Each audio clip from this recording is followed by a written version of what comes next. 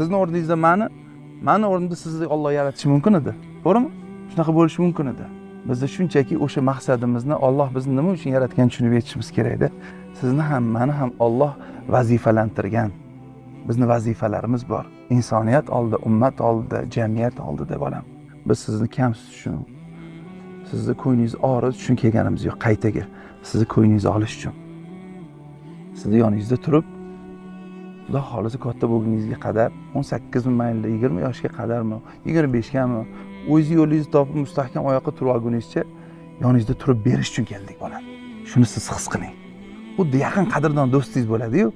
Men sening uchun jonimni beraman deydigan bo'ladi. Ana shunaqangi do'stmiz biz bolam, dushmanmas. Xo'p, shuni tushuning. Xudo xolis muammolarni birgalikda hal qilamiz bolalarim. Rahmat kelganingiz uchun. Bizni ham xuddi sizlarga o'xshagan o'g'limiz bor, qizlarimiz bor. Biz sizlarni timsolingizda ularni tasavvur qilamiz. Ularni timsolida sizlarni tasavvur qilamiz.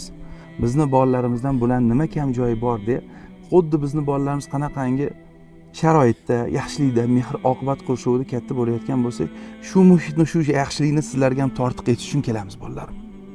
Chunki borda imkoniyat, insonlarda bor, to'lib toshib yotibdi.